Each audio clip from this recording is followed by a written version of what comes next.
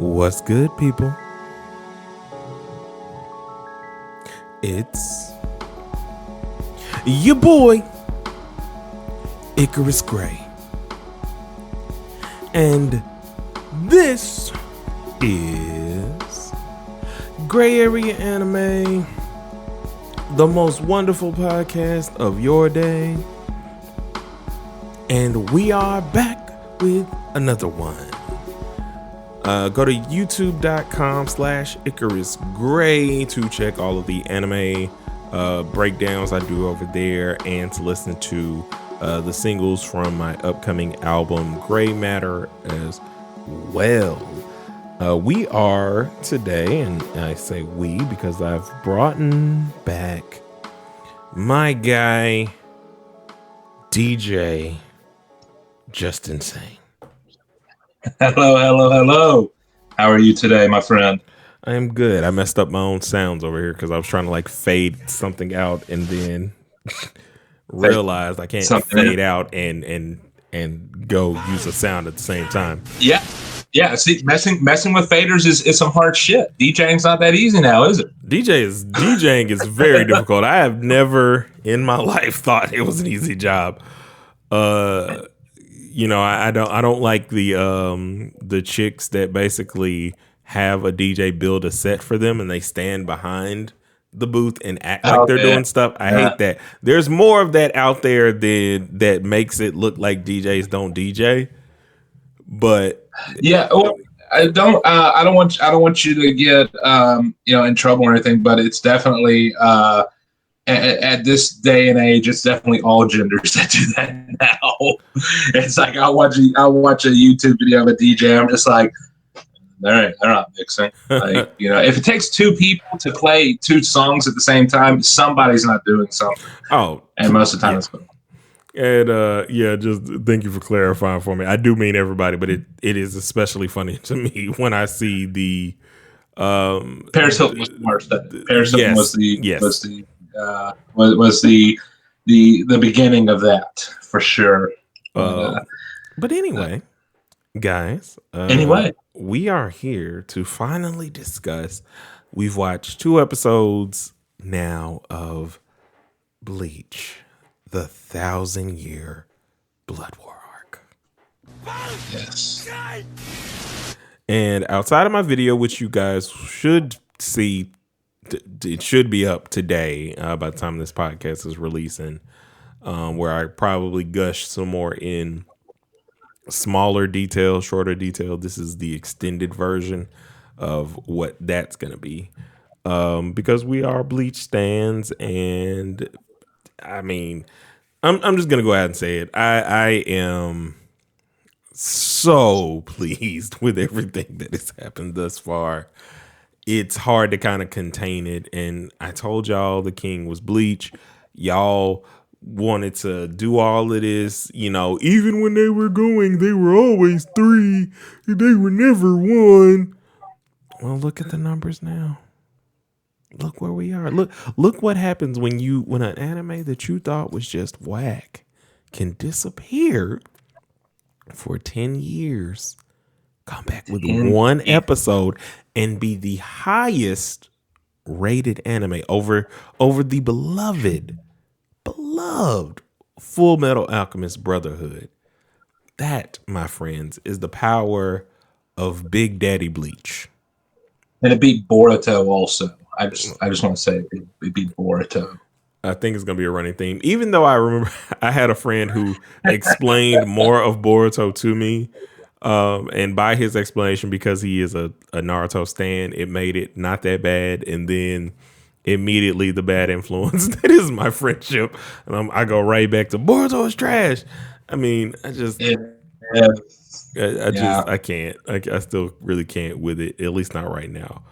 But yeah, we're not gonna get the game. We're not gonna get off that, right? Yeah. The king has returned. Let's discuss episodes 1 and 2. We can go in order, but I think it'll be more efficient for us to just kind of talk about like our favorite moments and things of that nature. If you have not watched the episodes, spoiler alert, There may be some spoilers depending upon where we want to take our conversations. So just be aware of that before listening to this podcast. I will, Joe. I will try to steer clear from further spoilers past these episodes if you want. I'm willing to try. I'm fine because this is more like I can't wait to see this. I can't wait to see this. Like that's where I'm at because I'm an excited fanboy. I will try to contain my my excitement within these 2 episodes because we don't know who's listening, and I hope that they get the same excitement as I felt watching watching these 2 episodes for sure. Yeah. Let's go. Where you want to start, man? So let's start with episode 1, obviously, and how I literally got chills. My wife cried because it was just, and I wasn't even there when she got to the point that made her feel emotional and tired.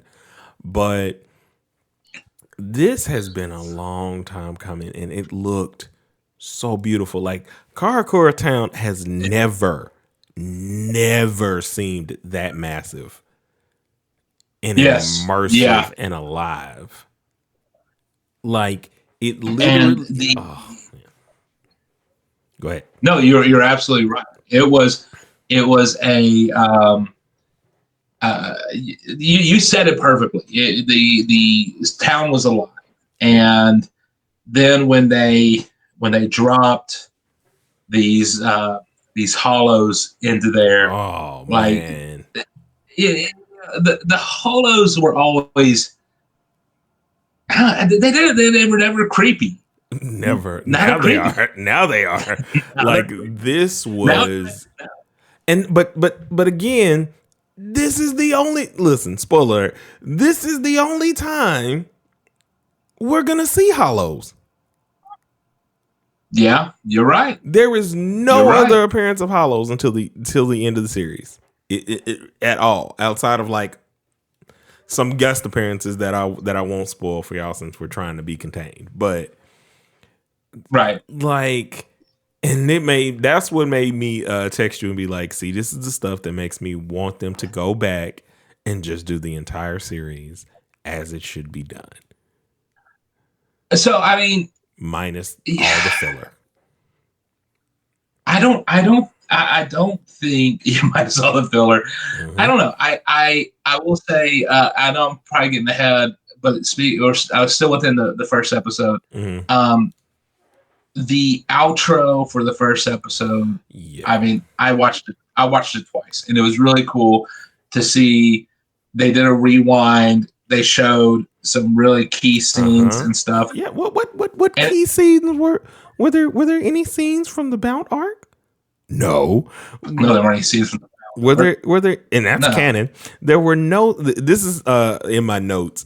There were also no scenes from the Shinigami arc. It was literally just things that stuck to the manga outside of ignoring the Bound arc, which none of us like and or enjoy. No. I didn't think was terrible, but that was a nostalgia overload. Like my brain was just going insane by that point. And I'm like, I can only imagine what, episode 2 was then going to be like at that time, because I'm like, oh, now we're going to get the opening and the ending and proper. And I don't know what I'm going to do with myself at this point. And I think that's the only reason that we got 5 chapters in the first episode versus 4 in episode 2. Like we are like 9 chapters in, man, of a 200 some odd chapter arc. It was so amazing to see how well they're taking care of the series, because what they did in the first episode that I enjoyed the most is streamlining everything that happened in the manga. Taking some things out, changing locations a bit, but making it makes sense within the grander scheme of this world. And I think that's something that they're gonna do very minutely, because it's not huge sweeping changes everywhere. It's little small things. There may be some conversations that people miss, i.e., they don't have Byakuya's eulogy for Sasakibe. Yeah, I know. Yeah, and that was a good one. I think that should have. I mean, again, going back to Kubo with so many great characters and so many great stories, that was one. I kind of like, even when I read it, I was like, this dude was kind of a badass. We kind of missed out on some dope shit, Yeah, and man. But I do think they're gonna come back around to it. They're just gonna, excuse me, make it more impactful to the story. Yeah, and you're right. They did streamline it. I think in the first episode, the way it was, this first episode was a reintroduction to Bleach, and they did it wonderfully. Like introducing the characters as they're saving, and as they're fighting hollows. One character that I've always been irritated by has been Orihime, and Orihime has, watching this, she's useful. She's useful in the anime. And they've also, it made everything that they've done together seem worth it. When I go back and I watch the anime, the older anime, as I'm in the middle of the Wake Mundo arc currently, because that's where I wanted to start. I just was like, I could go through and watch like the first two arcs in the Substitute Shinigami arc and the Soul Society arc. But then I would have to skip so much. And then I was like, you know what? I'm just going to start where I earnestly started watching the anime anyway, which was the Arankar arc and which was the Vizard arc. Like, that was my whole start. And when I go back and look at Orihime in terms of the Wakamundo arc and how her powers looked and how there were so many times where it seemed like she didn't train at all, whereas Ichigo getting his hollow mask, Chad getting his other arm was okay. And I think those are also limitations of the time and when the animations were being done. Same thing with Ishida getting his Quincy powers back. It definitely didn't have the gravity of this first episode that made it seem like, oh no, while y'all might not be as strong as Ichigo, y'all are not punching bags to the world as everything has made you seem. Right. Yeah. No, you're right. I mean, and I think I don't know, Orihime definitely falls victim to this, and she definitely fell victim to it in the Arankar and the Breakamundo arc, where it was kind of like, why did Aizen want her? Yeah, like and it was. I can tell you why, because I figured it out last night. But please do fill me in. He was literally playing chess. So all he wanted, because he knew that Ichigo would come after him, would come to Wakamundo. Right. That was it. He knew that Soul Society would make the moves that they made. He wanted them to move around in the way that they did, because she never used her powers on the Hogyokyu. She never did. It's not like she aged it up. It's the only thing she did was heal Grimjaw and heal Ichigo and heal like a couple Neliel and like a couple other people. Which again, like, here are a couple things as we divert to a small tangent of Orihime's powers being underused and Kubo kind of like being like Toriyama in forgetting how the powers that he gave people work, in the fact that he literally forgot that Super Saiyan 3 was a thing. If you don't know that, go look it up, which is why he just hadn't used it. But anyway, I really, that's another tangent we're gonna go. I disagree. He said it. Disagree. He says that he completely forgot about it. That's why he hasn't used it more. I mean, it could be explained away that because it's a power drain. Yeah. On Goku. Yeah. You know, he did bust it out on Kid Buu. That was it. That's the no, literal. he busted it out in Dragon Ball Super. Oh yeah. Against, Khalifa and Kaba no, to teach them Super Saiyan, right? When he first fought what's Beerus? the god of destruction? Beerus, yeah. When he was on King Kai's planet, he busted it out. Oh yeah. And he got thumped. Like he literally got thumped. Super doesn't count because this is years after the fact of when he's forgotten that it was a thing that he created. But to the Orihime point, here are the Orihime things that did not make sense to me outside of just everything else, and then we'll get back to the actual episode for you guys. Okay. One, why did Orihime never heal Nail? Because she could have repelled the damage done to her leaking hollow mask. That's one. Even if she didn't want to bring back God, good God, I cannot say his name. Yukahara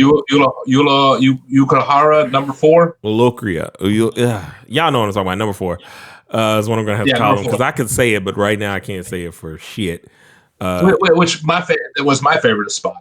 Oh, Grimjaw's mine, like easy. Yeah, but we know. Yeah, he's also the first one I saw, so like I can't even go past that. So what's crazy is like how much of a rivalry it feels that Ichigo and Grimjaw had. Yeah. But then their fight doesn't seem as meaningful as the fight with Yukahara. No, that fight took some emotional drain from Ichigo. Kiora. There we go. Woo. Man, I knew I could do it. But anyway, I'm sorry, I keep on interrupting. That was one. 2 was there were a couple other things that she could have rejected in terms of bringing people back that just did not make sense to me whatsoever. Because essentially her powers are like the Dragon Balls. She can just reject whatever. And maybe Aizen played her on that in terms of what her powers actually do. I don't know. But secondarily to your other point about Grimjaw and the Okiura fight, the funny part about that was Grimjaw and Ichigo's fight was like Goku's Super Saiyan 2 versus Majin Vegeta fight, which to me is the pettiest thing that Goku has ever done in life. There's no other petty moments like that one. And here's why it was petty to wheel all of this back around. Goku can go Super Saiyan 3 during that fight. He didn't get that later. This is something he trained far into the future and would have like had enough power and enough acumen to understand how to take down Vegeta quickly at this point in time. It wouldn't have been something they needed to use. Same thing with the Ichigo Grimjaw fight. It was a fight, but he was more so into the fight. And by the time that he gets into the fight at the end, where again, I blame Orihime for this in terms of her. Like, I get it. Your brother's, he looks like your brother, and you think he's been taken over. They're there to save you, kid. Like, you got to have way more discernment than that. And I know that that's like not effective for writing because you got to have the main character have a little bit of emotional turmoil. But if Ichigo and Grimjaw's fight was more about enjoyment than anything. And technically, I mean, Ichigo still lost to Okiura. He didn't really beat him. Yeah, you're right. Like, you're right.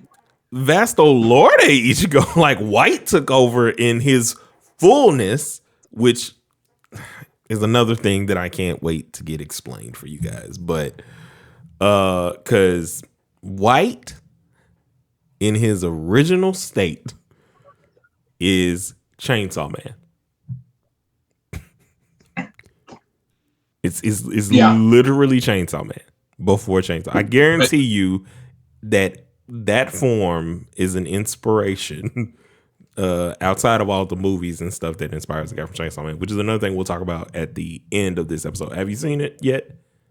I have, yeah. I saw both episodes. Okay, good. So we'll talk about that at the end as like a bookend. But anyway, to get back to the episode. Haven't seen that soccer one though. Oh man, it's so good.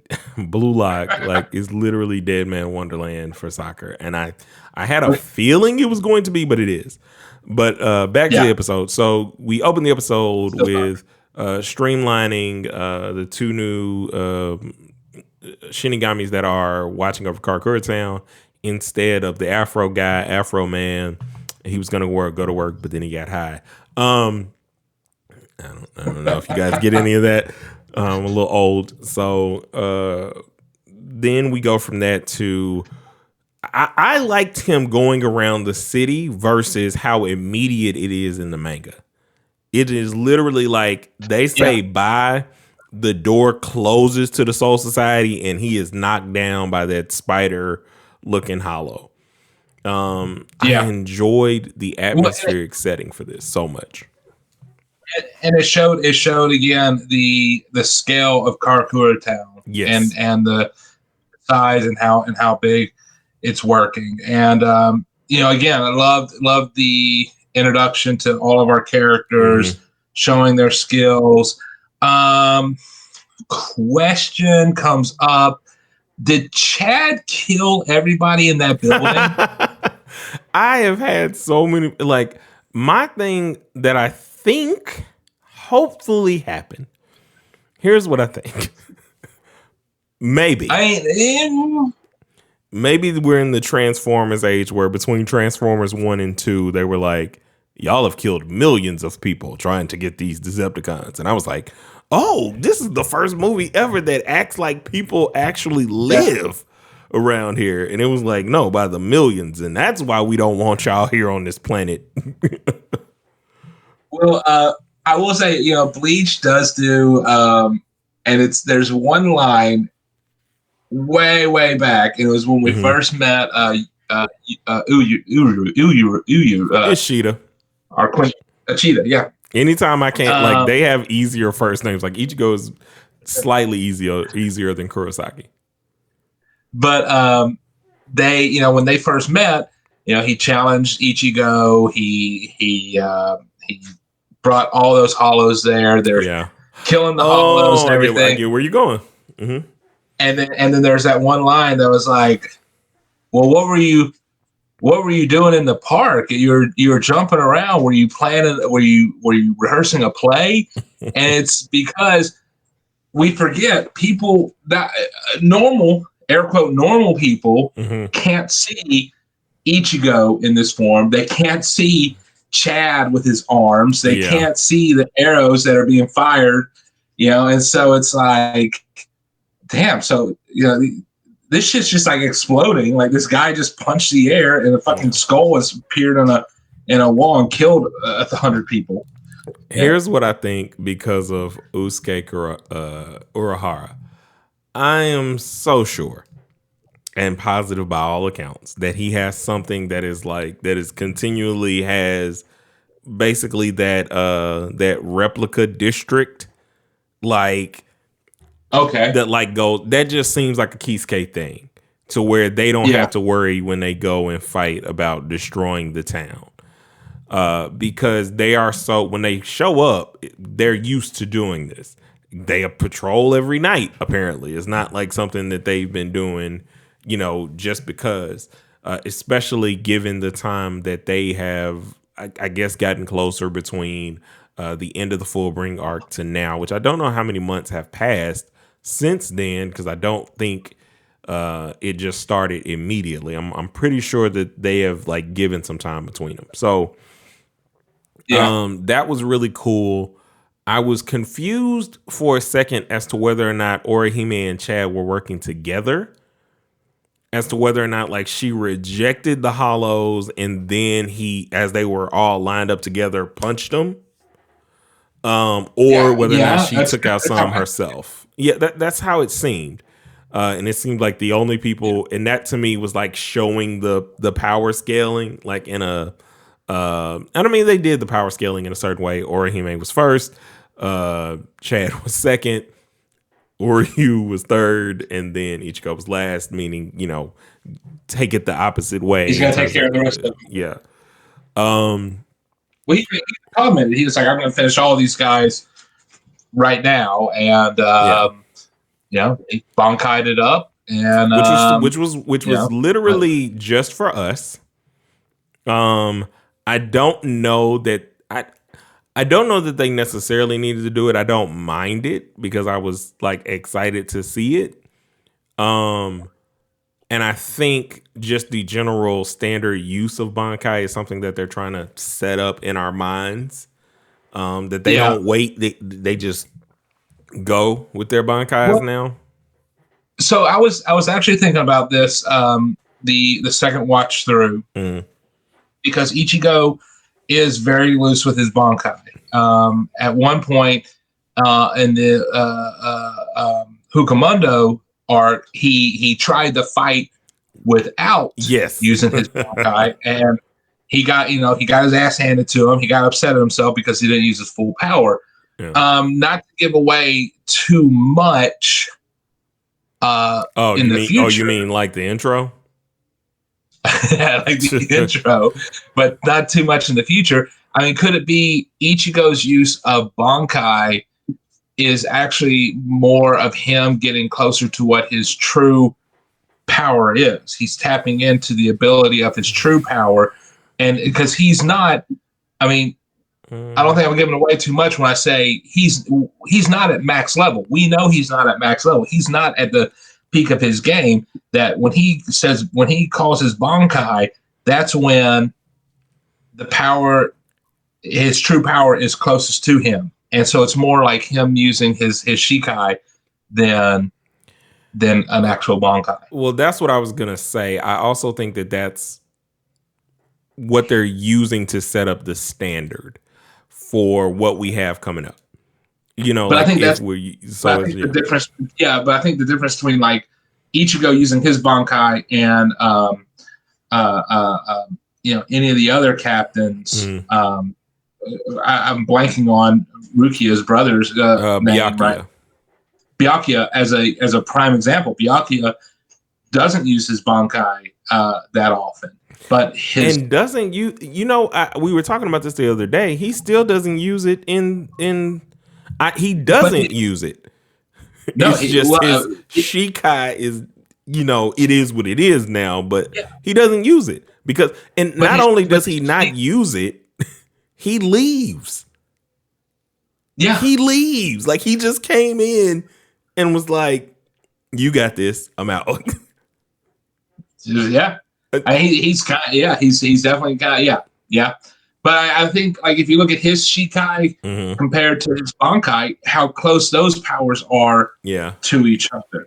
So I don't know. I think there's a reason. I mean, it could just be fan service. Yeah. I could be trying to look for more meaning than anything. But I don't think it's fan service. I think that it's to set up, like I said, the standard of what's going on. So they want to come out already and say that, like, this is how Bankais are used. Plus, that really is how they're used. Like, there are very few people who come into any fight, especially after Wakamundo, when it made you like the captains had to use their Bankai.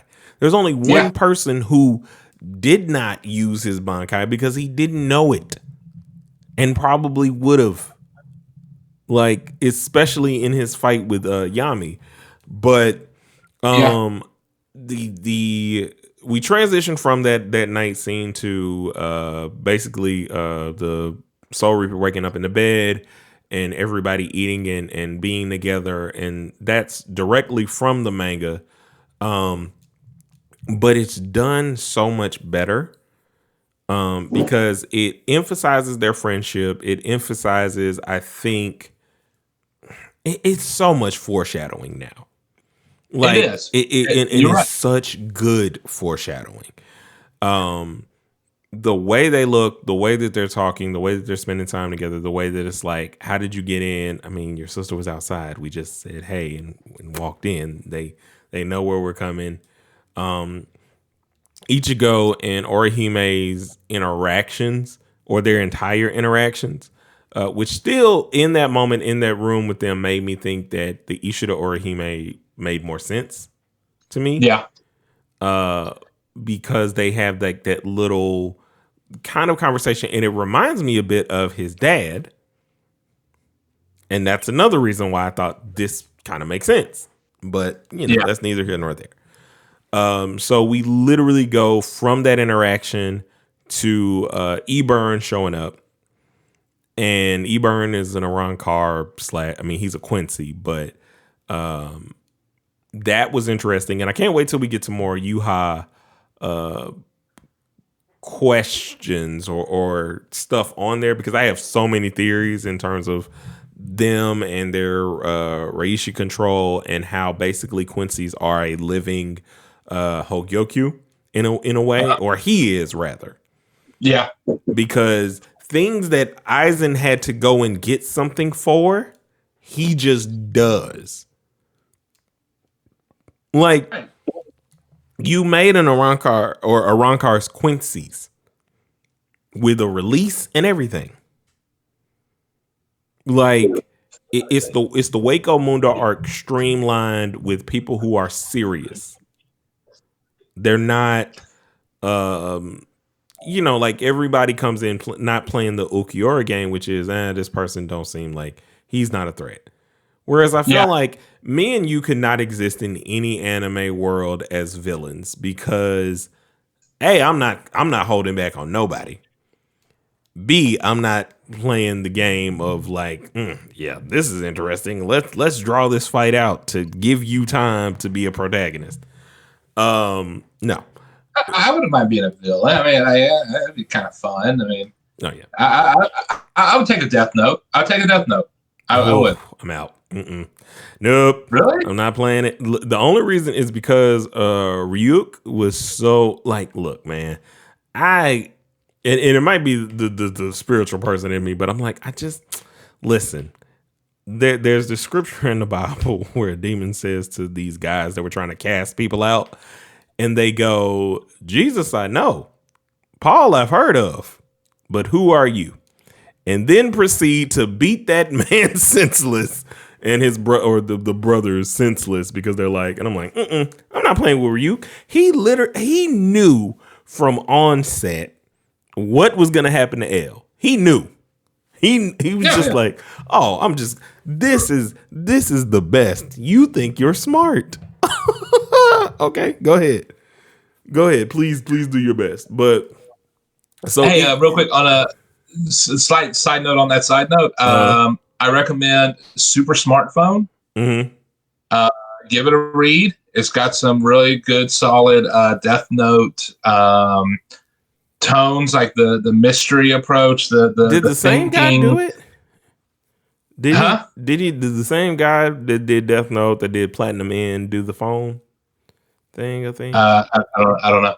I have to double check that. You're a lot better at authors and creators than I am, but I'm enjoying the story. It's a new manga. Never mind. Check it out. Check it. Yeah, I don't think it's gonna have an anime like what Kaiju number 8's got coming. Oh God, I can't wait for that, man. All right. Okay. Sorry. So back on. But back to the episode. So E-Burn shows up, and the thing with E-Burn that is so interesting to me, with this new filter you have on for those who can't view yet, and I'll get my the collab cams working at some point so I can start like putting these on the YouTube channel. I saw hair that looked like Cloud, and if you click the hair a couple times, it will change gold. Oh, will it? Yeah, you just have to change the I have to click the hair. Open your mouth. So, all right, sorry, I'm old and I'm loving this. It does a whole thing. Like, what's funny is, anyway, I'm digressing. So E-Burn shows up. This is what you get when you're like, hey, I don't mind having to talk with you after you have a couple of beers. And this is the shit that you get. Like you're welcome. Good God, I didn't even realize we're already at 35 minutes into this episode and have only gotten through a portion of the first part of the episode. But anyway, this will be a slightly longer episode, or I'll just split these up into 2 episodes, which is probably what I'm going to do. So we're going to finish talking about episode 1, and then we'll go into episode 2. Okay. Episode 1, the 8 sandwiches. The end. So they ate sandwiches and bread and donuts and stuff. Eburn shows up on the bed. The funniest thing about that scene is in the manga, it's just Ichigo grabbing him and kicking him outside. Yeah. But in the anime, it's the same, but Orihime gets up so fast and opens the window because she knew exactly what he was going to do. When you go back and look at it, I promise, like I watched the episode I watched the episode 5 times. Yeah. And it's so hilarious. And so as that's going on, now we're getting into the first invasion of Soul Society, where you see the Captain Commander in his office. You see lightning strike out in the distance and a glow. And then, there's Shinigami coming in to make a report to him. And then Sasakibe is pinned to the wall. They also have Ikaku... and I can't think of his name off the top of my head. I mean, I know it, but I just can't think of it. But anyway, they're investigating some people that have disappeared, some disappearances. That is also, they are very good with how they set things up. Like the foreshadowing when y'all get the reveals later is going to be like, oh, they were showing me this the entire time. In terms of what was going on. But like, so that part happened. Then Sasakibe pinned to the wall, falls off the wall. The Steinritter, which, I mean, by episode 2, they tell you the name of them, have entered. And it's interesting on a certain degree, because they only wear that once. They don't put the mask back on or anything. Like, it's this cool uniform, but those masks, or those DJ masks, as I call them, the Dead Mouse Light mask, they never put on again. And their conversation with him, like, do you not have security? It was like, I am the security. I am the greatest security that there can be. I saw some comments that wasn't as impactful as it was in the anime or in the manga, I mean. And I was like, because parts of these were cliffhangers. It was a cliffhanger what happened in at the end of the episode when Ichigo is fighting Eburn, and he's clearly trying to do something with his Bankai. Ichigo releases his Bankai, and he was like, well, why can't I steal it or whatever? And we know why. I know why. It's the most easy and interesting thing to note that I feel like Yuha should know. Just given any information of any of the Arankar that you have held. Because any of the information that you could have got from them via anything, especially Haribel, as I saw earlier, because both are apparently right, Haribel and Haribel. But and that's episode 2. I'm getting ahead of myself. But anyway, so back to this first episode. So that was the entire episode, from the beginning to end, which was the introduction of these characters, the first invasion of the Quincy into the Soul Society, via means that they allude to but don't tell you, which is again it was so beautiful to go from Karakura Town to basically Wakamundo, because that's where they currently are, and see Yuha and see him enter and take off the other Arankar's arm. I can only remember Eburn's name because the other guy is literally there just to get his arm blown off. Yeah.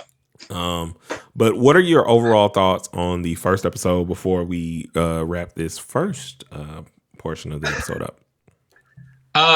It was everything I needed and wanted. It was great. It was something that, I don't know, I've seen online a lot of people, complain about how, anime not being hand drawn anymore, being CG driven and everything. I don't know, it was gorgeous. It was beautiful. It was it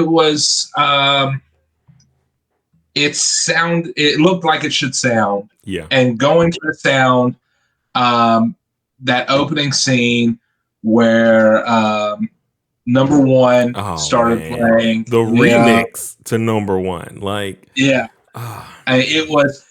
was great to hear that. So many feels when I heard that. There's still like the song that I want to hear, like the reveal song, that always plays. It has the guitar feedback to it. God, I can't remember the name of it, but because for me, Bleach has always been a very sound driven anime, and I mean it's perfect. It looks great. It's wonderful. I want to say that it finally looks like it should have, because especially when it did the rewind at the end, and I'm like, man, this is like some cartoon ass shit. Yes, this is what we used to watch. And also my thoughts on it were, this was immaculate in terms of showing Kubo's art, like matching the actual tone of the manga and keeping things for real. When we get into the next episode that you guys will hear, we break down some scenes and different character changes that happened in the anime that should never have happened, but was due to censorship and everything else. But I was in awe, because a lot of times I do criticize any CG that is used, but I only criticize it when it's used for like marching armies and they just look as pixelated boxy as they possibly can as they're like running. Right. These animes that have come out, whether it's Blue Lock, whether it's Chainsaw Man and the like, have the mix of hand drawn and when you need to use CG to transform a scene, down pat. I mean, or down packed. It's so good in this anime that I love and I've always loved, that I was just emotional, because this is like it's. I'm as I'm going through the anime, I'm waiting for that point where it switches from 4:3 to 16:9 in terms of the aspect ratio. And I don't think that it switches its aspect ratio until the Fullbring arc. If I'm not mistaken, and like maybe the tail end of the fake Karakura Town arc and things of that nature, but this is amazing. They really took their time. I was really excited by seeing all the characters. I'm still yet hopeful that they're going to expound on a lot of different things. Given that Kubo did supervise Can't Fear Your Own World, and we do have the Hell arc, I'm still very hopeful, given the popularity rise and everything else, that people are going to want more. Like, this is not going to be something where they've said, as far as I know, the final arc, in terms of promo and everything else. Yeah. But we'll see. I'm going to hold my horses on it. And we spoke about this earlier today. Yeah. And I could do without a continuation. What I don't want is I don't want it to continue and have it be, like Boruto. Like I want it to be like Dragon Ball, where it's gonna follow Ichigo, and we're gonna add. Oh, we're still there. These other. There's too many things that he's left not said and not seen for it to just be like, and Kubo isn't that. Like, I have way more faith in Kubo than I had in basically the second artist for Naruto getting told that he was not doing a sequel, that he could do what he wanted to do, and then he had to do a sequel because then you told him it's a sequel. And now Morimoto having to pick back up and do what he needed to do in the first place. So I'm excited. I'm really excited for the rest of this season. I don't know if they're just going to go all 50 episodes that are at least projected to be done. I could see them doing it with like breaks in between, the golden week and things of that nature. But I just see this taking over everything too much, man. Like, it's gonna stay number one, period. Like, no other anime is gonna come close. Like, honestly, My Hero Academia season 6 is not even close. Right. Honestly, and Joe, really, I don't see this being a Bleach arc unless we get to a very high climax, and then we get to do a entire non-canon arc of Orihime going to the bathhouse. It just has to happen.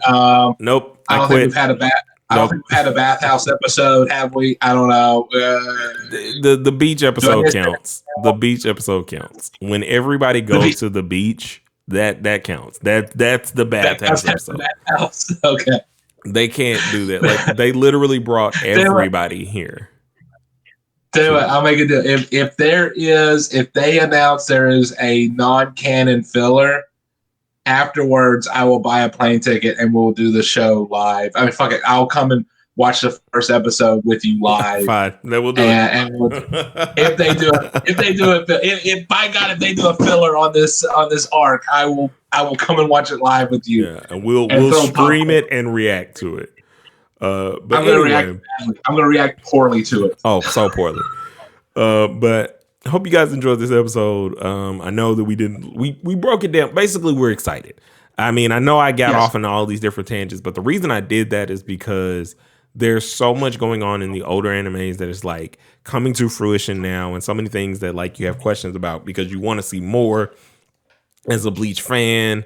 And it just brings you back to a certain time. So I hope you guys enjoyed it. Please continue the conversation everywhere in all the things. Yes, sir. Bookend. Watch Chainsaw Man. Oh yes, watch Chainsaw Man. Watch Blue Lock. Watch. Chainsaw Man's doing a really good job with getting emotion. In my opinion, it's getting emotion tied into it, and it's Bochi no Rock is another one that is really like listen, guys, y'all got so much anime content coming from me once I get my setup in a more streamlined way that makes editing easy for my life, which editing is never easy. But anyway, you guys are getting a lot more. If you want to know more, like I said, youtube.com/Icarus Gray. We'll see you guys in the next one. A 1 and a 2 and peace.